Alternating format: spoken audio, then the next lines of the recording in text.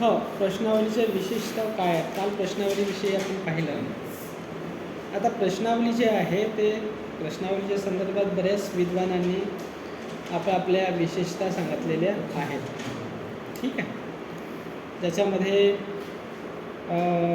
L बाउले, R स्लेटो नावाचा विद्वान आहे. त्याने असं म्हटलेलं आहे की प्रश्नावलीची जी विशेषता आहे त्याची पहिली विशेषता ही असायला पाहिजे की प्रश्नावलीची जी संख्या आहे, ज्याच्यामध्ये आपण प्रश्नावली तयार करत असताना जे प्रश्न आपण जे आहे ते घेणार आहोत, त्याची संख्या जी आहे ते खूप जास्त नसावी. म्हणजे खूप जास्त असली तर काय होईल की ते जे उत्तरदात्याला जे आहे ना ते कंटाळवाणं वाटेल, नाही का? तर तुलनात्मक रूपामध्ये कमी असायला पाहिजे जे प्रश्न. कारण असं होईल की खूप प्रश्न राहिले तर मग तो काय होते की उत्तरदात्याला एक तर त्याला एक तर तो जो आहे तो तुमच्यावरती उपकार करून राहिला, तो त्याला थोडी काही भेटणार आहे बेनिफिट आहे की नाही? तो देऊन राहिलेला हेच तर खूप मोठी गोष्ट आहे. आणि तुम्ही जे आहे ते फार विनम्र होऊन आणि जे आहे ते त्यांच्याकडे जाऊन विनम्रतेनं तुम्हाला त्यांना विनवणी करायची असते की बाबा हे जे काही प्रश्न आहे ते तुम्ही भरून द्या.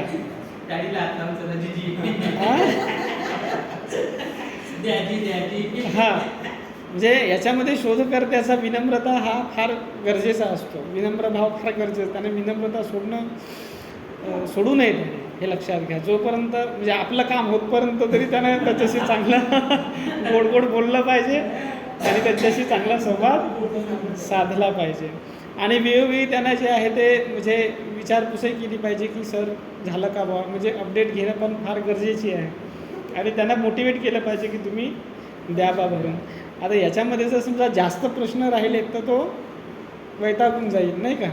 त्याच्यामुळे जे आहे ते तुलनात्मक मात्रेमध्ये जे आहे ते प्रश्न कमी असावेत असं जे आहे ते म्हटलेलं आहे. बाउले जो आहे यांनी जी पहिली विशेषता सांगितलेली, त्यांनी दुसरी विशेषता सांगितलेली आहे की अशा प्रश्नांचा याच्यामध्ये समावेश असायला पाहिजे ज्याचे उत्तर संख्यामध्ये जे आहे ते हो अथवा नाही, सहमती आहे किंवा असहमती आहे असे जर राहिलेत तर ते कसं होऊन जाते की त्यांना सोडवण्यामध्ये जे आहे ते कठीण जात नाही. म्हणजे असे प्रश्न जर तुम्ही त्याच्यामध्ये समाविष्ट कराल, हो अथवा नाहीचे किंवा सहमत आहे किंवा असहमत आहे ऑप्शनमध्ये, नाही का? तर हे चांगलं राहील. आणि तुम्हालासुद्धा त्याचं सारणी करण्यासाठी तुमचं जे टेब्युलेशन करायचं आहे आपल्याला, तर त्याच्यासाठी सुद्धा ते काय होईल उपयोगी होत असतं, त्याला सरळ होत असतं, हे लक्षात घ्या. त्याच्यानंतर तिसरी विशेषता त्यांनी सांगितली की त्या प्रश्नांचं स्वरूप जे आहे ते सरळ असायला पाहिजे, एकअर्थी असायला पाहिजे, नाही का? जटिल त्याचं स्वरूप नसावं. प्रश्नांचं स्वरूप कसं पाहिजे? सरळ पाहिजे, एकअर्थी पाहिजे. आणि त्याच्यामध्ये ज्या तुमच्या ज्या काही जे तथ्य तुम्हाला संग्रहित करायचे आहेत, तर ज्या संकल्पनांना धरून, ज्या कन्सेप्टला धरून तुम्हाला जे आहे तथ्यांचं संकलन करायचं आहे, तर ते कन्सेप्ट त्याच्यामध्ये आले पाहिजेत. म्हणजे प्रश्न तयार करत असताना ही गोष्ट जी आहे ते लक्षात घेणं गरजेची आहे. म्हणजे सरळ असायला पाहिजे, एकअर्थी असला पाहिजे आणि संकल्पनांचा त्याच्यामध्ये समावेश असायला पाहिजे. आता जर समजाचा दान ही संकल्पनावरती जर आपण बौद्ध धर्मामध्ये दान संकल्पनेचं महत्त्व या विषयाच्या अनुषंगानं तुम्ही शोधपत्र तयार करून राहिलेले असाल, नाही का? तर मग दानाचा समावेश त्या याच्यामध्ये असायला पाहिजे. मग दानाशी संबंधित असणाऱ्या इतर भावना, श्रद्धा आहे, बरोबर आहे की नाही? दान हे श्रद्धेनं असणं गरजेचं आहे. त्याच्यासोबत प्रज्ञासुद्धा महत्त्वाची आहे. तर ह्या सगळ्या गोष्टी, ह्या ज्या संकल्पना आहेत त्या प्रश्नांमध्ये दृष्टिगोचर झाल्या पाहिजे, समाविष्ट असल्या पाहिजे असं त्यांनी म्हटलेलं आहे. त्याच्यानंतर बाउलेने जे आहे ते चौथी विशेषता सांगितलेली आहे की अशा प्रश्नांचा त्याच्यामध्ये समावेश असायला पाहिजे जे उत्तरदात्यांच्या भावनांना ठेस पोचवणारे नसले पाहिजेत.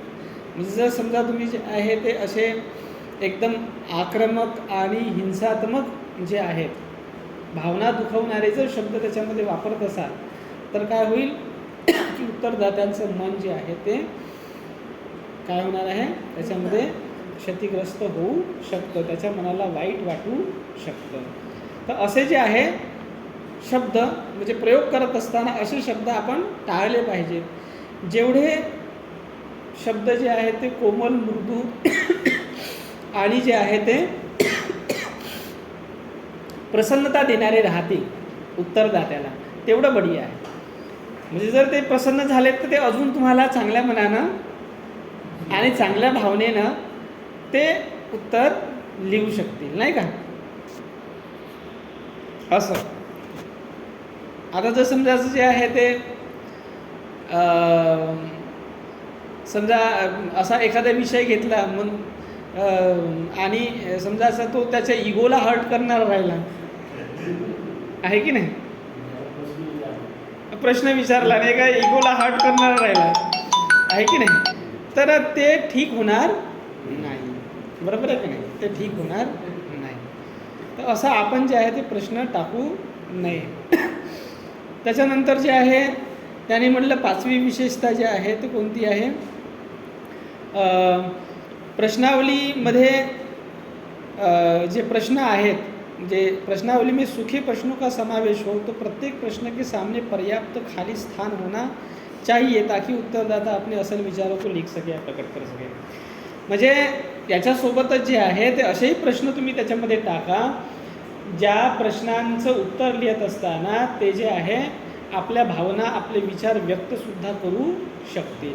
केवळ जे आहे ते तुम्ही सगळे हो नाही, सहमत असहमत असे जर लिहिलेत तर मग जे आहे त्यांच्या विचारांना, त्यांच्या भावनांना जे आहे ते अभिव्यक्ती कुठून मिळेल, आहे की नाही. अभिव्यक्त होता आलं पाहिजे त्याच्यामध्ये आणि तिथून तुम्हाला अजून पुन्हा चांगला पर्याप्त डेटा भेटू शकते. तर म्हणून असे सुद्धा प्रश्न द्यायचे. आता मागच्या वेळेस काही जणांनी जे आहे ते प्रश्नावली तयार केली, त्याच्यामध्ये सगळे हो नाही वालेच टाकलेत. मग काय झालं की त्याच्यामध्ये जे आहे ते सगळं हो नाही वाले टाकलेत. मग हे प्रश्न असे जे आहेत, जे प्रश्न ज्यांना आपल्याला उत्तरसुद्धा अपेक्षित आहे, थोडंसं विधानात्मक उत्तर अपेक्षित आहे, तर मग ते तुम्हाला नाही मिळणार ना. तर मग जे आहे आम्ही त्याची प्रश्नावली चेक केल्यानंतर सांगितलं की बाबा सगळेचे सगळे प्रश्न हो नाहीवालेच टाकलेले आहेत तुम्ही. असे काही प्रश्न टाका ज्याच्यावरती ते लिहू शकतील, नाही का, मांडणी करू शकतील. तर हे सुद्धा महत्त्वाचं आहे. त्याच्यानंतर जे आहे ते 6वी विशेषता यांनी सांगितलेली आहे की प्रश्न यथासंभव एक दुसऱ्याची पुष्टी करणारे असले पाहिजेत. हां, अर्थात प्रश्न इस तरह के होने चाहिए जिससे एक दूसरे की पुष्टी हो सके. क्रमवार प्रश्नों का होना अधिक उपयुक्त होता है. त्यांनी काय म्हटलेलं आहे की प्रश्न असे पाहिजे जे सुसंगत पाहिजे. पहिल्या प्रश्नाला दुसरा प्रश्न सुसंगत असला पाहिजे, नाही का. हां, म्हणजे असं नाही आहे की एक सिरीजमध्ये प्रश्न असणं चांगली गोष्ट आहे, ठीक आहे. आणि त्या पद्धतीनं जर राहिला तर व्यवस्थित पद्धतीनं तुम्हाला तथ्याची जी काही माहिती आहे तर ते तथ्य तुम्हाला किंवा माहिती आहे त्या संबंधातली ते तुम्हाला गोळा करता येऊ शकते. आणि अंग जे आहे ते त्या संबंधात असलेले जे काही विविध अंग आहेत ते कव्हरसुद्धा झाले पाहिजेत. त्याच्यानंतर 7वी विशेषता सांगितली गेलेली आहे की प्रश्नांचं स्वरूप असं असायला पाहिजे ज्यामध्ये इच्छित सूचना प्रत्यक्ष रूपाने प्राप्त केल्या जाऊ शकेल. हां, अगर प्रश्न अच्छे होंगे तो सही ढंग से सूचनाओं को एकत्र किया जा सकता है. म्हणजे प्रश्न कसे असले पाहिजे की तुम्हाला ज्या पद्धतीच्या ज्या आहेत त्या सूचना प्राप्त करावयाच्या आहेत त्या सूचना तुम्ही जे आहे ते प्राप्त करता येईल. जर प्रश्नाचं स्वरूप जे आहे ते जटिल असलं किंवा जे आहे ते त्या विषयाला धरून नसलं तर तुम्हाला योग्य सूचना प्राप्त होणार नाही.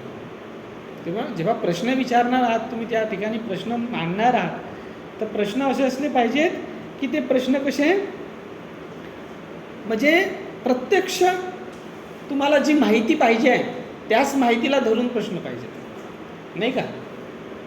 म्हणजे जर समजायचं प्रश्न असा आहे की विहारांमधून जी काही शील जे शील संवर्धन कशा पद्धतीनं होऊन राहिलेलं आहे. ठीक आहे. तर मग जे आहे ते तुम्हाला प्रत्यक्ष जे आहे त्या शिलाशी संबंधित असणारे प्रश्न मांडावे लागतील ना, की पंचशिलाचं होऊन राहिलेलं आहे का, अष्टशील होऊन राहिलेलं आहे का, दशशील होऊन राहिलेलं आहे का, म्हणजे जे प्रश्न त्या संबंधात आहेत तेच प्रश्न जर तुम्ही मांडलेत तर तुम्ही काय होऊ शकतात, त्याची माहिती, अचूक माहिती तुम्हाला मिळू शकते. किती लोक जे आहे ते नाही करून राहिलेले आहे, त्याचा काय प्रभाव होऊन राहिलेला आहे तुमच्या जीवनामध्ये, नाही का. तर या पद्धतीने जे आहे आपल्याला क्रमवार ते प्रश्न तालिका बनवू शकतो आपण आणि आपल्याला त्या पद्धतीचे उत्तरं प्राप्त करता येऊ शकतात. ठीक आहे. त्याच्यानंतर प्रश्नाचं स्वरूप असं असायला पाहिजे. 8वी विशेषता सांगितलेली आहे की प्रश्नाचं स्वरूप असं असायला पाहिजे की ज्याचे उत्तर देता वेळी तो कुठल्याही पद्धतीचा पक्षपात करणार नाही किंवा पक्षपात करण्याची संभावना जवळपास फार कमी असेल, अशा पद्धतीचे प्रश्न. कारण की जर तुम्हाला वस्तुनिष्ठ उत्तर पाहिजे आहेत ना, वस्तुनिष्ठ निरपेक्ष उत्तर पाहिजे आहे. ठीक आहे. आणि जेव्हा मग तुम्हाला जे आहे ते असे प्रश्न जेव्हा आपण टाकू ज्याच्यातून बायस्ड उत्तर भेटणार नाही. ठीक आहे. असे प्रश्न टाकणं तुम्हाला गरजेचे आहेत. तर अशा पद्धतीनं जे आहे ते या बावलेनी हे सांगितल्या गेलेले आहेत. त्यानंतर 9वी विशेषता याची आहे की अशिष्टतापूर्ण परीक्षात्मक प्रश्न का समावेश प्रश्नावली में नहीं होना चाहिए. ठीक आहे. म्हणजे असे प्रश्न जे त्या रिसर्चच्या इथिक्सला सोडून आहेत, अशिष्ट प्रश्न आहेत. अशिष्ट म्हणजे मॅनरलेस प्रश्न, नाही का. किंवा परीक्षात्मक पद्धतीनं एखाद्याची चाचणी घ्यायची आणि परीक्षा घ्यायची आहे या अनुषंगानं, नाही का, आपण जर प्रश्न टाकत असो तसं नाही. तुम्ही साधे सरळ सोपे प्रश्न टाका जेणेकरून त्यांना त्याची उत्तरं सरळ सरळ देता येतील. आडवे तिडवे किंवा अशा पद्धतीनं जे आहे ते अशिष्ट भाषेचा त्याच्यामध्ये प्रयोग आपण करायचा नाही. अशा पद्धतीनं हे बावलेनी जे आहे ते काय सांगितले गेलेले आहेत, यांनी विशेषता सांगितलेल्या आहेत. ठीक आहे. अजून प्रश्नावलीच्या विशेषताच्या संदर्भात जे आहे ते बर्नर या जे एगल बर्नर नावाचा विद्वान आहे, यांनी the investigation of business problem या पुस्तकामध्ये सुद्धा प्रश्नावलीचे काही गुण विशेषता सांगितलेले आहेत. ज्याच्यामध्ये त्यांनी म्हटलेलं आहे की पहिला गुण कसा आहे प्रश्नावलीचा, असा असायला पाहिजे इन्व्हेस्टिगेशन ऑफ बिझनेस प्रॉब्लेम. ठीक आहे. याच्यामध्ये असं म्हटलेलं आहे की प्रश्नावलीचा पहिला गुण विशेषता ही आहे की प्रश्नावलीमध्ये ज्या प्रकारच्या सूचना संकलित करायच्या आहेत, ठीक आहे, अशाच विषयाची मांडणी तिथे झाली पाहिजे. ठीक आहे. दुसरं जे आहे तेच त्यांनी सांगितले की रिक्त स्थान सोडायला पाहिजे. म्हणजे ज्या प्रश्न आपण तयार करून राहिलो तर प्रश्नामध्ये खाली मग रिक्त स्थान सोडायला पाहिजे जेणेकरून त्यांना आपल्याला उत्तर लिहिता येतील. ठीक आहे. प्रश्नाचे उत्तर लिहिता येतील. प्रश्न असे असायला पाहिजे, प्रश्नांचा असा समावेश असायला पाहिजे ज्याच्यामध्ये उत्तर देत असताना उत्तरदात्याला कुठलीही आपत्ती असणार नाही. हा तिसरा गुण सांगितला त्याने. चौथा गुण सांगितला प्रश्नाचे तार्किक दृष्टिकोनातून व्यवस्थित त्याला केल्या गेल्या पाहिजे. प्रश्नांना जे आहे तार्किक दृष्टिकोनातून व्यवस्थित केल्या गेले पाहिजेत. हे चौथा गुण त्यांनी सांगितला. पाचवा जे आहे ते प्रश्न खूप लांबलचक बनवायचे नाही आहेत. अगदी छोटे छोटे प्रश्न बनवायचे, एका वाक्यामधले प्रश्न बनवायचे, खूप लांबलचक प्रश्न बनवायचे नाहीत. खूप जास्त लांबलचक प्रश्न राहिले तर काय होईल, प्रश्न समजणार नाही. ठीक आहे. आणि प्रश्न जर समजला नाही तर उत्तर कसं देणार, नाही का. त्याच्यामुळे प्रश्न असे विचारायचे. आता जसं जे आहे ते काही महाभाग असे प्रश्न विचार, प्रश्न असा आहे उत्तर काय आहे समजले का नाही समजले. प्रश्न असा आहे उत्तर काय आहे, तर तो समजायला अवघड जाते ना, नाही का? तर प्रश्न असे नाही विचारायचे की प्रश्न असा आहे उत्तर काय आहे. त्याला तो प्रश्न समजून घ्यायला जे आहे ते खूप दिवस लागतील, आहे की नाही? असे प्रश्न जे आहे ते टाकायचे नाही आहेत.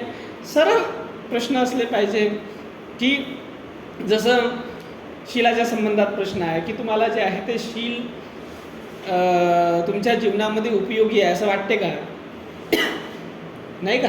हा सरळ समजायला प्रश्न आहे, काही कठीण आहे का? शीलाचा उपयोग होतो जीवनामध्ये असं तुम्हाला वाटते का? शील महत्त्वाचं आहे असं तुम्हाला वाटतं का? तुम्हाला जे आहे ते शीलाचे काय काय फायदे झालेले आहेत तुमच्या जीवनामध्ये, हां आहे की नाही?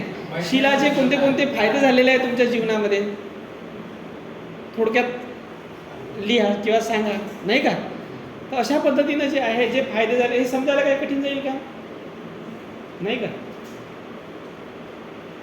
परंतु तुम्ही जर म्हणाल की शीलाची जे आहे ते शील म्हणजे शीलाच्या संदर्भामध्ये जर तुम्ही खूप त्याला जे आहे ते क्लिष्ट करून सांगितलं, एखादा विषय जो आहे तो क्लिष्ट करून सांगितला, एकदम साहित्यिक भाषेमध्ये लिहिलं त्याला, हां, आणि त्याला जे आहे ते तुम्ही तो त्या समजणारच नाही त्या व्यक्तीला. सरळ सरळ तुम्हाला काय वाटते शील म्हणजे काय आहे, तुम्हाला काय वाटतं, बस एवढं जरी असलं तरी ते सांगेल आपल्या पद्धतीनं. त्यांना जे शील वाटत आहे, शील कशाला म्हणतात ते सांगतील, आहे की नाही? पण तुम्ही म्हणाल की बाबा सारीपुत्राने शीलाची व्याख्या काय केलेली होती किंवा कोण बी नाही म्हणून सारीपुत्र कोण आहे आमच्या घराच्या शेजारी नाही राहत, किंवा बौद्ध धर्मामध्ये शीलाची काय अवधारणा आहे त्याला काय माहिती, नाही का?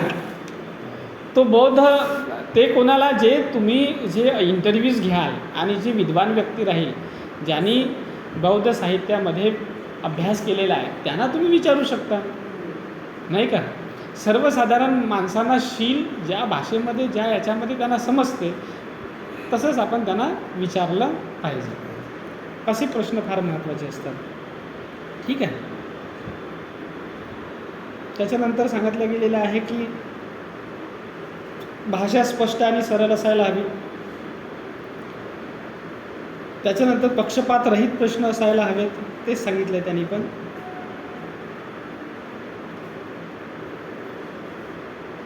प्रश्नावलीचा आकार अत्याधिक छोटा असायला पाहिजे ना अत्याधिक मोठा असायला पाहिजे, ठीक आहे? म्हणजे मध्यम आकारामधली प्रश्नावली पाहिजे आहेत, ठीक आहे? आणि सोबत कागद वापरणार आहेत ते सुद्धा चांगल्या क्वालिटीचे द्या, नाही का? नाही का? तुम्ही जर एकदम एकदम म्हणजे न्यूजपेपरवाले कागद वापर, ठीक आहे, ते काही जमणार नाही. त्यालाही असं वाटलं पाहिजे की ज्या कागदावरती लिहून राहिलेलं आहे त्याला थोडंसं व्यवस्थित वाटलं, नाही का? तर ते जे आहे ते लिहायला, त्याला प्रश्नाचं उत्तर लिहायला जे आहे ते हे चांगलं राहते. जसा पहिले आपण पत्र पाठवतो किती चांगले कागद राहायचे, ते छान कागद होतायचे, तर ते पाहूनच त्यांना उत्तर देण्यासाठी जे आहे ते अशी खुशी वाटायची की चला आपण उत्तर दिलं पाहिजे, नाही का? त्यातले तर प्रेमपत्र तर खूपच चांगले, म्हणजे इतक्या उच्च दर्जाचे राहायचे. त्याच्यामध्ये तो पेपर वापरला जायचा, त्याच्यामध्ये जे आहे ते फुलं वगैरे काढून असायचे, खूप सुंदर जे आहे. आता तो जमाना राहिला नाही. इम्प्रेशन करायसाठी प्रिंटेड लेटर, हां, म्हणजे खूपच सुंदर पद्धतीचे जे आहे ते पत्र लिहायचे. असं ते कागद खूप उच्च दर्जाचा कागद वापरायचे. प्रॉपर जे आहे ते जनरल स्टोर्समध्ये ते पत्र असायचे त्या पद्धतीचे.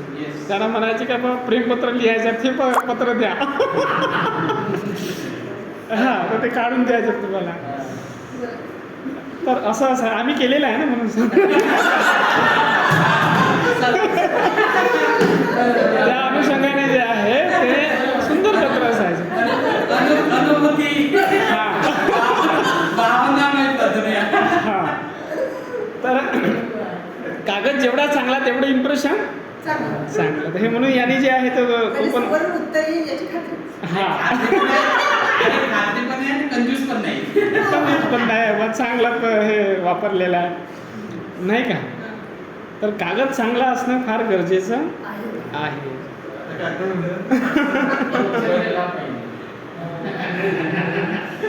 आणि जे प्रश्न तुम्ही लिहिणार आहात ते सुंदर सुटसुटीत अक्षरामध्ये लिहिणं गरजेचे आहे. म्हणजे असं नाही आहे की आपण जे आहे ते उठसूट भाषा म्हणजे लेखनशैली चांगली असली पाहिजे. एक तर टाईप करून घ्या, नाहीतर तुम्ही हातामध्ये लिहिता, तुमच्या हाताने लिहिता तर सुवाच्य असले पाहिजे. ठीक आहे. आणि प्रश्न असे असायला पाहिजे जे उत्तरदात्याच्या भावनेला ठेच पोहोचणारे नसावेत.